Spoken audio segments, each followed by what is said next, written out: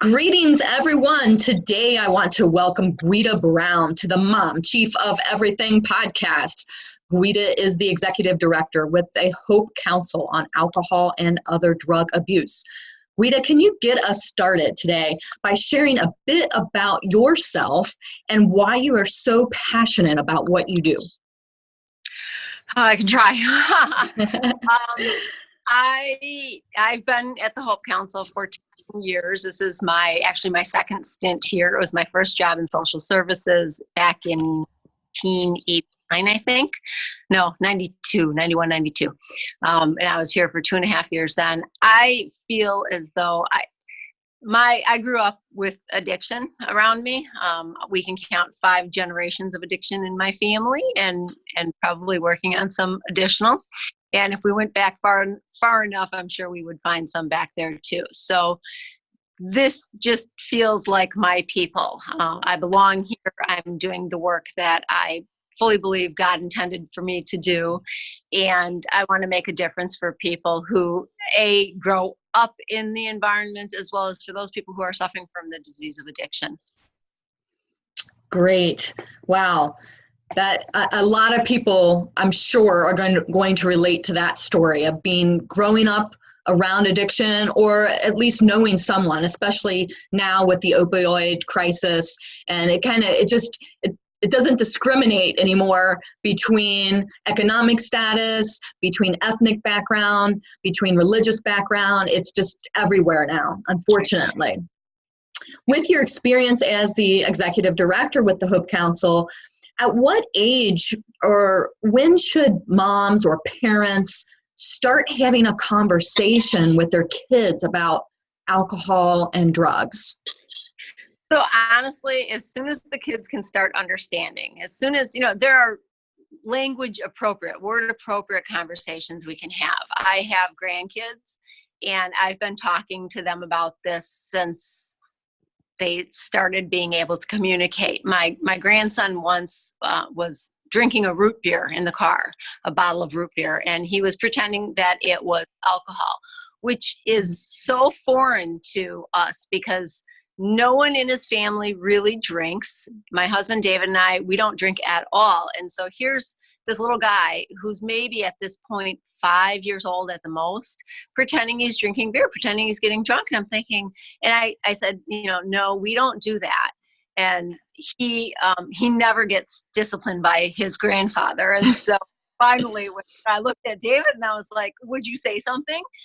And so David said, no, knock it off. We don't do that. And seriously, that little bit of, that is not good modeling. That for him, we would, say, even if you were going to drink, you wouldn't drink so that you would get drunk. I think it's just so important to start having those conversations from the very beginning of their communication skills because of the dangers of prescription drugs or just over-the-counter drugs that are sitting around, that they understand the difference between medicine and drugs. It's a tough distinction for some people to make, but we start explaining that when they're little so that they don't think, oh, I've got a cold, so I'm going to go drink the NyQuil, or, I see somebody else do that, so I'm going to do that.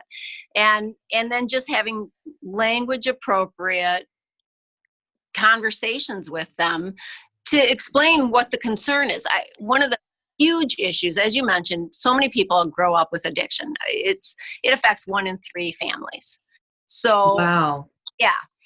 And we always talk about here at the Hope Council, we go to fairs and people make this arc around our table and say, oh, I don't know anybody with an addiction. I'm like, really?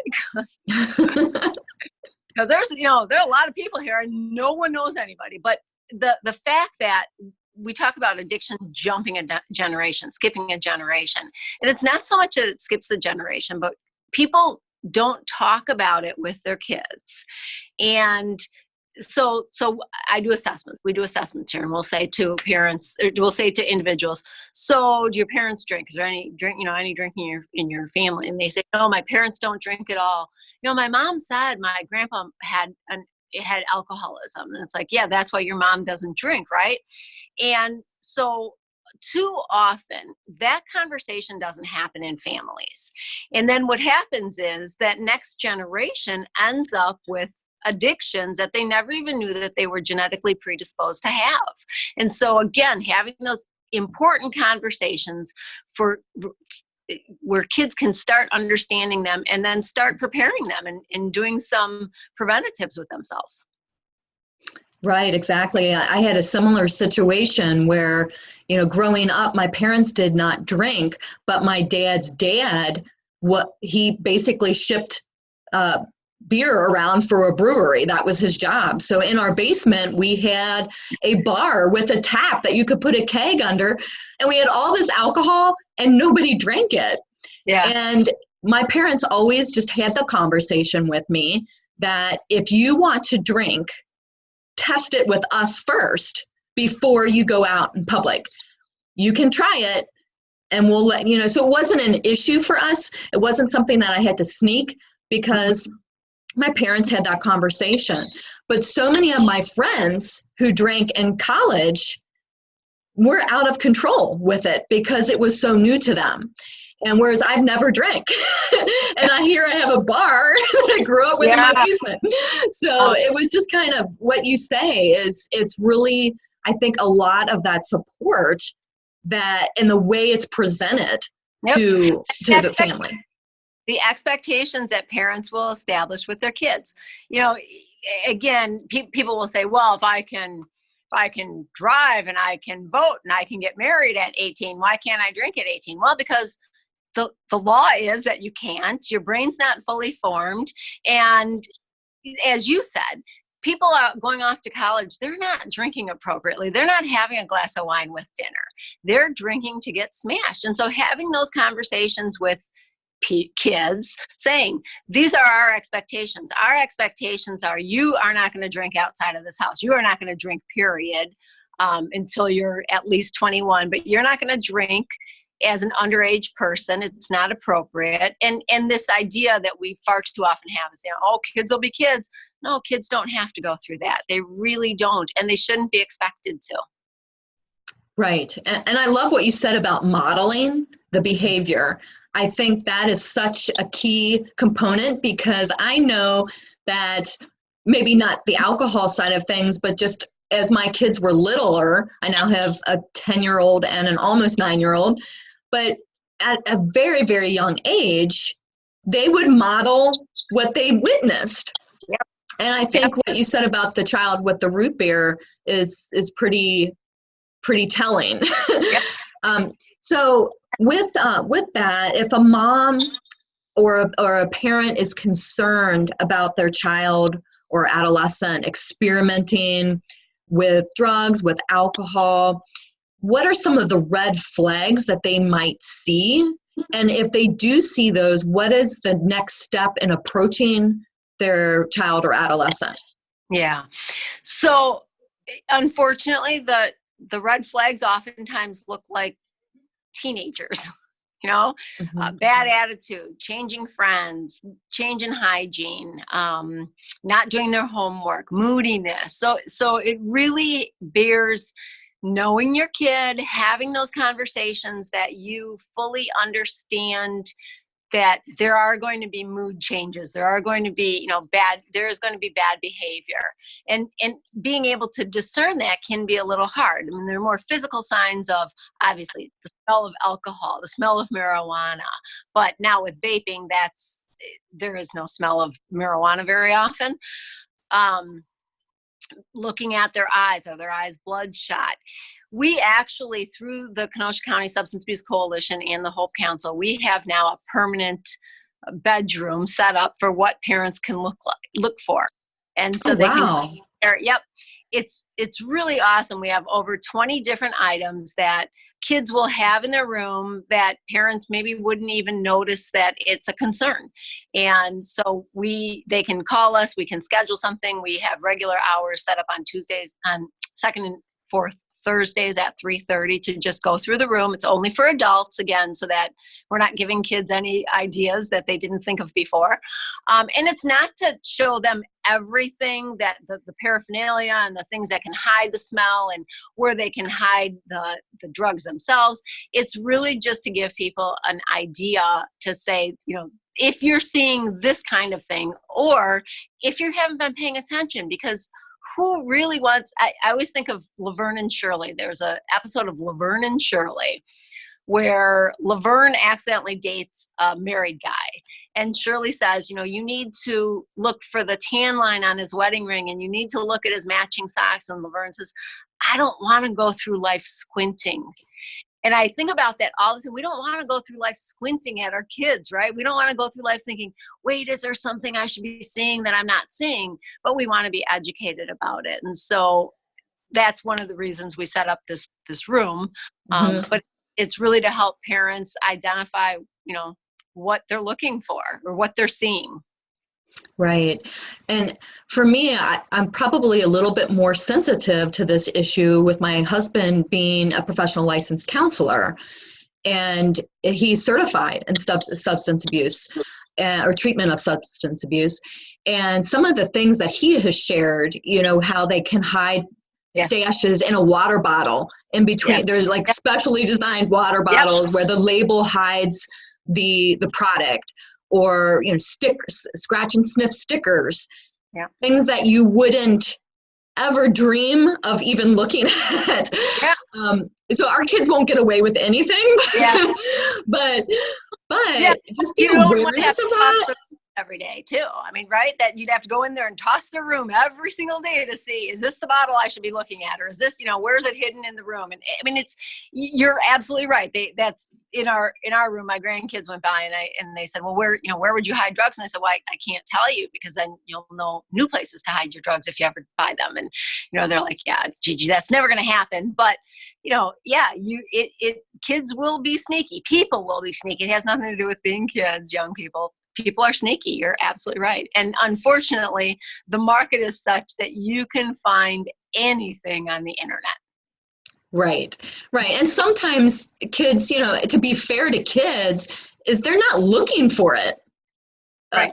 Sometimes they are, but to give the benefit of the doubt too, they're not looking for it. They might be friends with someone they've trusted, and their friend introduces them to an edible. And they didn't know that it had something in it. And then the next thing you know, now they want more of that because of the experience they had. So sometimes we just have to be so savvy.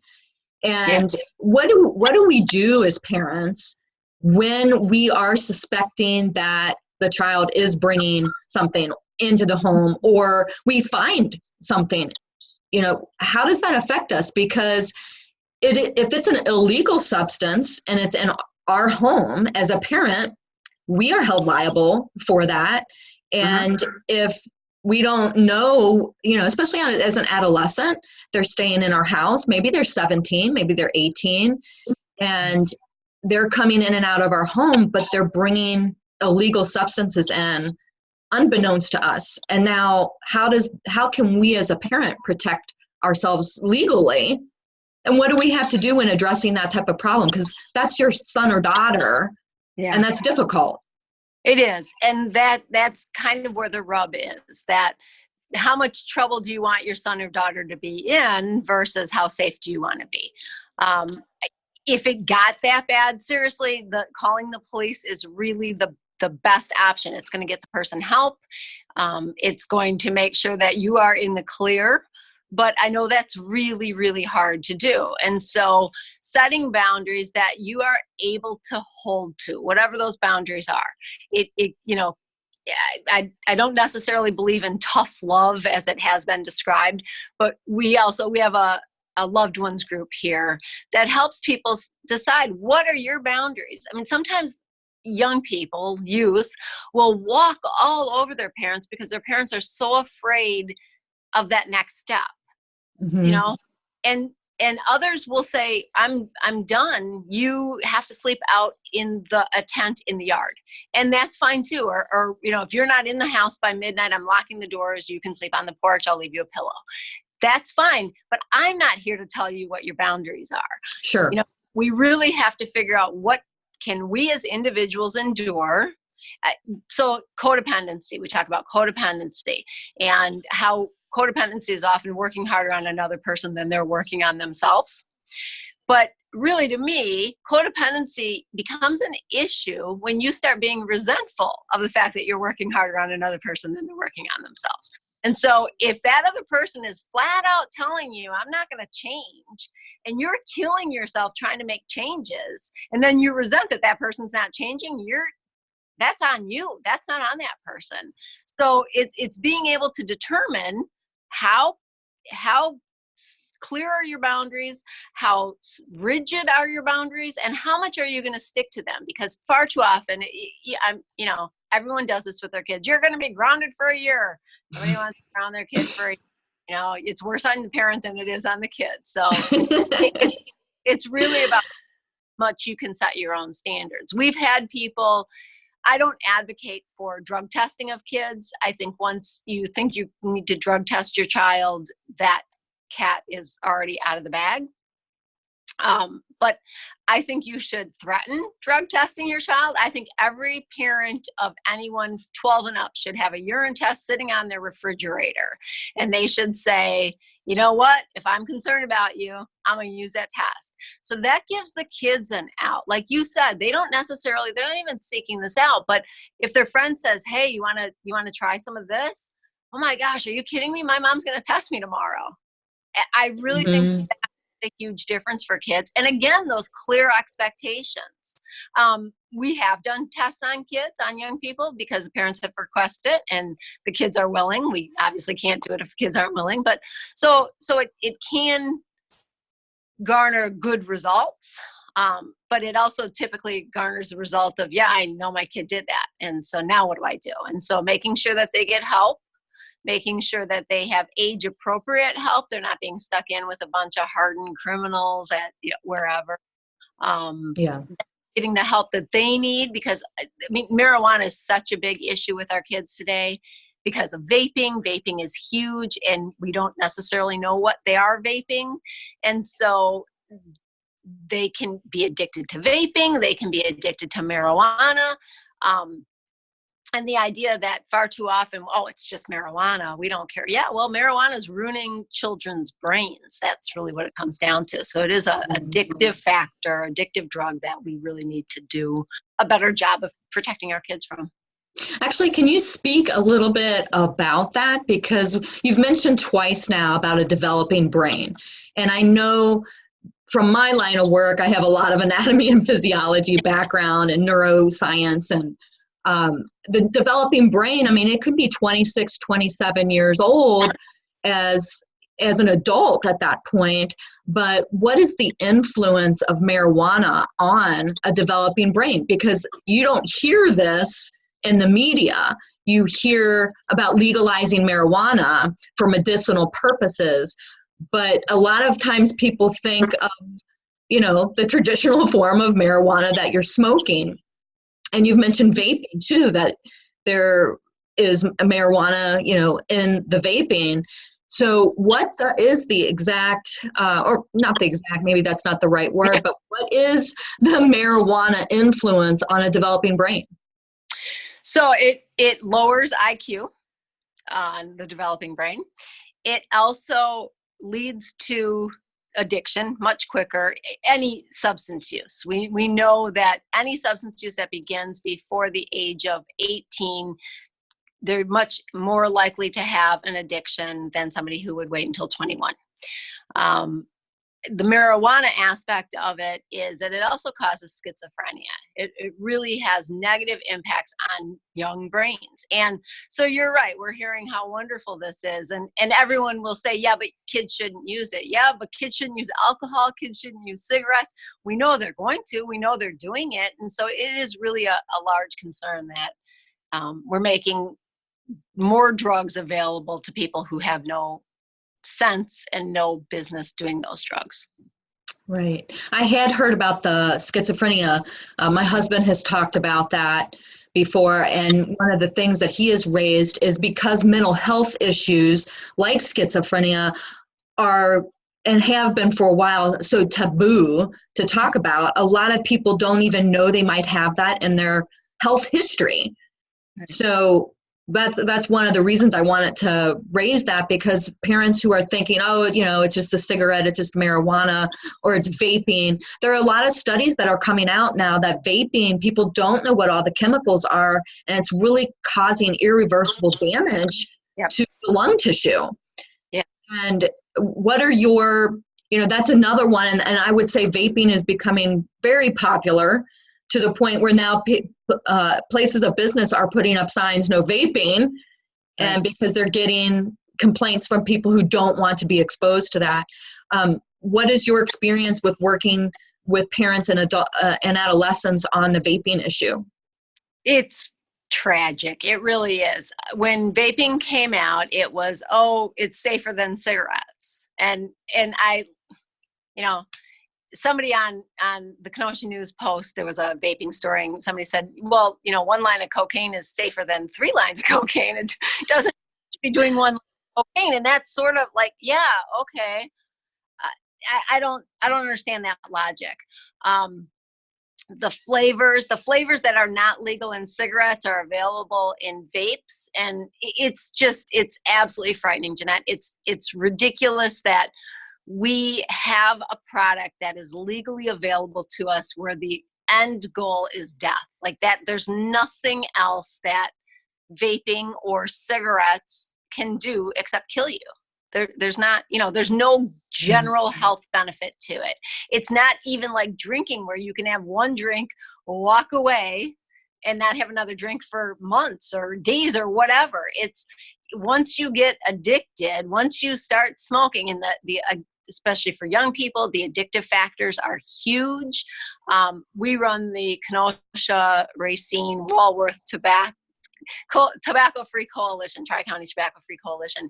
And the work that Michelle Sandberg is doing is phenomenal, but she'll come to me, and yesterday she came to me and she explained the difference between nicotine salts that are in the vapes versus nicotine that's just in a cigarette, and that process and how addictive it has made the vapes. And so kids are not, unfortunately, parents don't understand it. They think it's safe. They think, well, because there's no smell, there's no fumes, then it's safe for the kids. Thankfully, the city council in Kenosha, specifically the city of Kenosha, vaping is now illegal in every place that smoking is illegal. And for young people, selling to them, even if it's nicotine free, vape paraphernalia or vape materials is illegal. And that's a huge step, but we have to do so much more that the government is a little slow on the uptake. And that's a great point that you raised too about alcohol, because alcohol doesn't stay in your system. Right. Yeah. What is the duration that alcohol stays in your system? I think I know, but I don't want to misspeak. Well, if you have 1 drink and you're an average sized man, it's going to stay in your system about 1 hour, maybe a little bit less than that. Okay. If you are drinking excessively, 3 days maybe for a urine test, but it's not staying anywhere near how these other drugs are staying. You're right. Right. So, and comparing it to vaping, that's if it's irreversible damage to lungs, that's staying, and then the cumulative effect of it. But for somebody who may have a drink at dinner, who may have a glass of wine, they're eating it, they're drinking it with food, and then an hour later, they should be, responsible, and they should be okay after that. I'm not setting up anything that everybody should have a drink with dinner, but but the comparison, if you're looking at that standpoint, the alcohol, it sounds like, will be gone in an hour if drink responsibly, versus vaping, which is lingering. Well, but there's no responsible use of vaping. That's it. Correct. You're not going to have, in the stories that the kids will tell, they thought, I'll have 1 hit, I'll try this, and then it's, now next thing you know, a Juul pod is a pack of cigarettes, and because and now they're making clothes that kids can wear that there's like a hoodie, and the cord on the hoodie goes into your mouth, and the vape goes into a special vape-sized pocket, and you can smoke and no one would know you're even doing it because you look like you're sucking on your cord for your hoodie. And again, kids, so the access, think about even, so marijuana, same thing, because there's no smell, there's no lighting up a joint and, you know, sucking on it that way. They're getting it in these vapes that are really unhealthy because we don't have any idea what's going in there. It's basically sucking oil into your lungs. So that's a problem as well. And just the idea that now it's accessible all the time. There's not even you don't even light it. You just suck on it. So it's accessible all the time. You're using it at a much greater rate. Again, the marijuana, the levels of the THC have changed so much since when people thought it was safe and harmless. And, you know, it's just, we really need to be aware of that stuff. Unfortunately, like I said, parents will buy their kids vapes because they say, well, you know, if I don't buy it, then he's going to smoke cigarettes or whatever. The schools will tell us stories about how when they confiscate the vape, parents come in and they get mad, give him back his vape. No. Wow. Yeah, that's really alarming. That's alarming because that goes back to what you said earlier. It was when vape came out, it was advertised as a safe alternative, and that's probably still in the mindset. Yep. Very, very interesting. What resources does Hope Council have for us here locally, Kenosha County, but I'm sure most counties are going to have some type of resource, but where can people go with Hope Council if they want to go online to seek out some resources? So, yep, we have hopecouncil.org. We have some good resources there. They're also at Save Lives Kenosha. That's the Kenosha County Substance Abuse Coalition, saveliveskenosha.org. Really good resources for young people. We have a brochure on how to talk to your young person. Resources for getting help if you do find that you need help. And like I said, we just started this. We haven't even kicked it off yet, but we just started this bedroom, this wake up call bedroom. And we'd love for people to come and use it and just, you know, take a tour of it. It takes about a half hour, 45 minutes. You get a booklet at the end that has all sorts of resources about what to look for and where to get help and things like that. So it's a really good opportunity for people to learn more. That is awesome. A lot of my parents, a lot of my moms, and the Mom Chief of Everything group that I lead, some of them may not have been aware of all of this today, and this has just really been empowering, I think, for people to be aware, know where to get resources, and then know what to look for in their own child and in their own home so that they can confront the issue if it's happening, or just start a conversation to prevent it from happening. Right. So I really appreciate you being part of this. Your expertise in this area is just amazing as a resource for the community. And I really, really appreciate you coming on. Thanks. I will definitely request that anybody listening today, just seek out your local information if you're not here in Kenosha County, and seek out the Hope Council. Look at the website and get the resources that you need to prevent anything from happening, or if you're suspecting, go ahead and get those resources so that you can get help and you don't feel like you're in a silo by yourself trying to figure it out. Absolutely. Yep. Well, Thank you very much. Thank you. All right. That's it for today. And until next time, ladies, be bold, be beautiful, and be you.